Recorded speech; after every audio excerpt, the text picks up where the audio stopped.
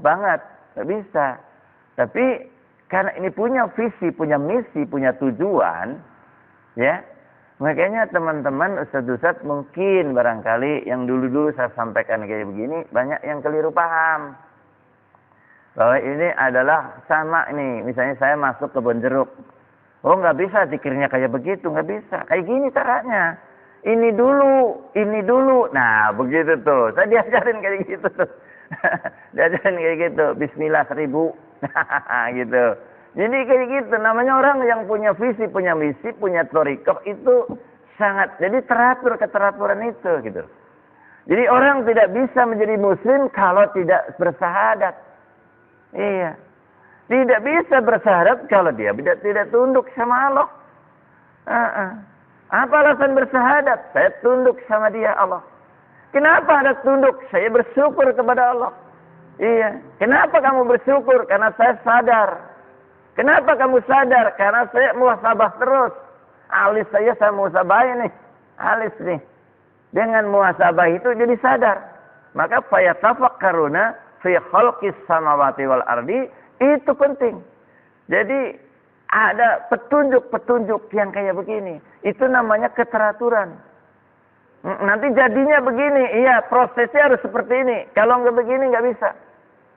Iya, maka siapapun nih, mari kita lewat pintu-pintu ini. Kayak gitu tuh. Iya, karena begini saudaraku sekalian, bahwa yang akan dihadapi manusia yang paling berat itu adalah sakaratul maut, bukan perang dunia. Bukan, sakaratul maut berat banget, Mas. Iya, teman-teman semua, berat. Makanya harus dihadapi. Siapa yang menghadapi? Iya, peringkatnya harus ditinggikan.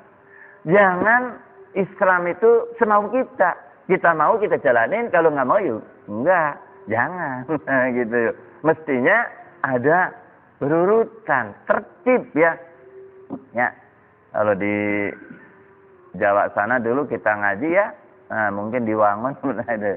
Jadi kalau sedang diajari tentang wudu itu ada bahasa utawi piro gitu tuh. Jadi diajarin wudu, ya harus urutan wudunya, nggak bisa nggak berurutan. Sholat, wudu pasti berurutan. Nggak bisa tiba-tiba basuh apa dulu, gitu. Nggak bisa, harus ada urutan kayak gitu. Nah, semua 99% kecuali lahirnya Nabi Isa, penciptaan Nabi Adam alaihissalam, itu memang hak prerogatif Allah gitu ya. Tapi Allah memberi pelajaran kepada kita bahwa 99% ciptaan Allah berproses. Ini manusia aja nggak mau diproses nih, ya. Merasa pinter, merasa hebat, nggak mau diproses. Semuanya mau proses itu ya, harus diproses. Itu harus diproses. Kalau nggak diproses bagaimana nih? Ini proses asupan yang nggak karu-karuan diproses. Sebetulnya ini kita ini sudah punya ilmu-ilmu itu, tinggal di mengikuti untuk membantu kerangka-kerangka ini.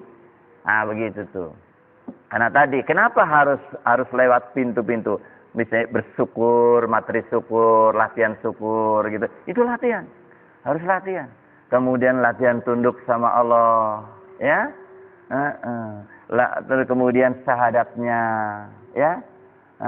Syahadatnya. Di mana syahadat itu lafaz, pindahkan ke otak menjadi ngerti dan paham. Pindahin ke hati menjadi yakin dan iman. Pindahin ke fisik menjadi amal soleh, latihan, nanti menjadi habit. Kayak gitu tuh. Jadi kalau syahadat sih gampang dibaca 10 kali. Sehari bisa. Tapi itu orang Arab itu paling gak suka itu. Iya, kecuali yang diberi petunjuk gitu ya. Ya, diberi petunjuk. Maka itulah yang namanya pintu gerbang. Kalau mau masuk wilayah Rasul, sahabat, orang-orang beriman, syahadat. Gitu ya.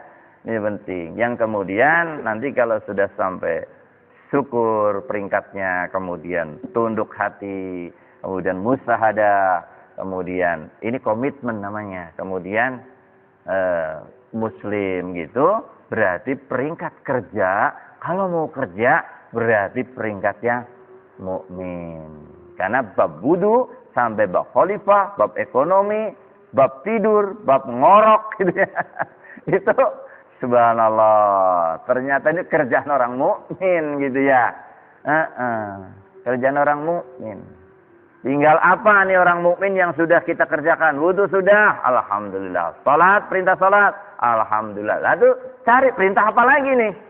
Jangan-jangan wudu dan salat rajin bukan main, tapi perintah yang lain itu nggak dijalanin atau malah dilanggar. Ini berarti perlunya ini gitu loh ya. Mana orang mukmin perintahnya mana aja? Wudu itu perintah. Ya, dan jalanin alhamdulillah saya baru wudu. Oke, tingkatkan salat, akimi salat.